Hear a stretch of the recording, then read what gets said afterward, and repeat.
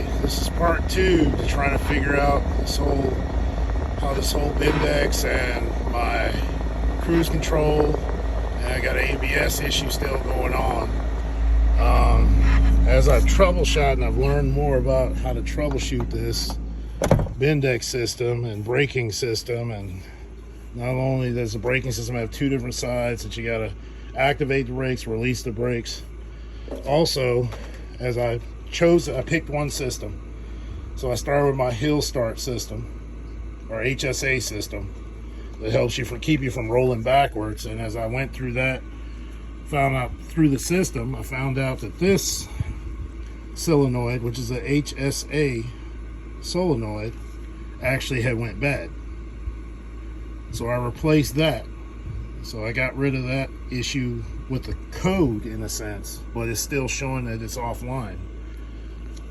Then also, I had also discovered, as I continued to troubleshoot through another system for the yaw control, lateral accelerator sensor, which is underneath your cab on the passenger side.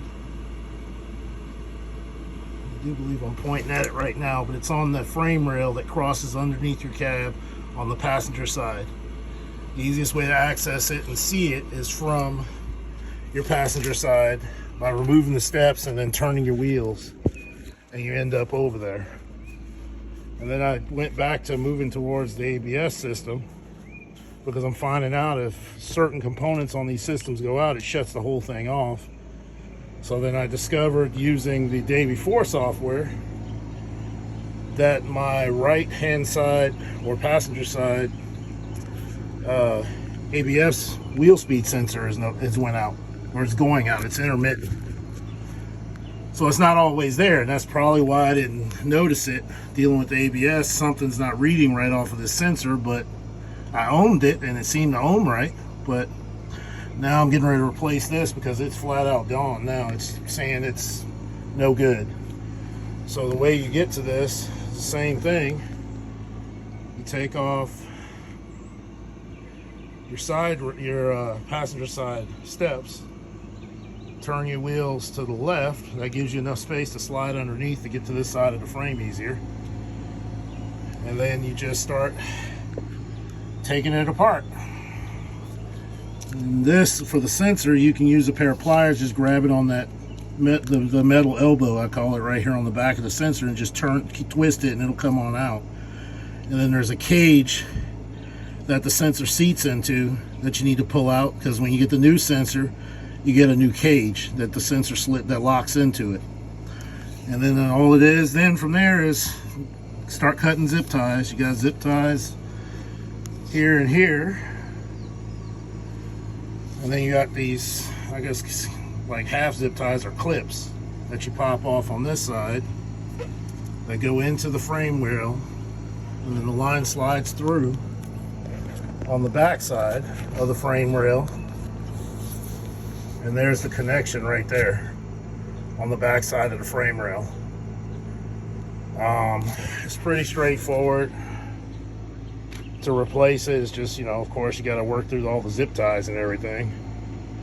But the main thing is the way you take it off is the same way you put it back on. And ensure you put the zip ties back where they are originally, because that's what keeps everything from rubbing or getting caught by anything that may go underneath. Keeps your lines from hanging. So this is part 2 to my first video.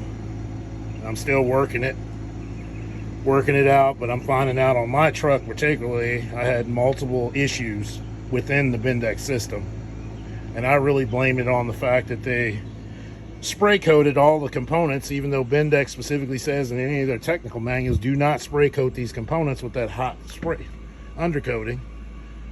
Which I know a little bit about electronics. When you put heat to electronics, you're talking about you degrade the components faster. So like I said, I'll keep you abreast and let you know how it goes. So this is part 2. Good luck, all the mechanics out there. If you have any other ideas of what I could be looking at, but like I said, I have multiple problems coming up on this truck.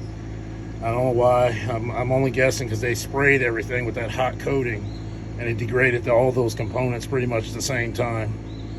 But as you saw on my wheel speed sensor, it's painted over too, and it shouldn't be. But y'all take it easy. Good luck to you non-mechanic owner operators, my fellow truck drivers, and I'll put another one up when I figure something else out.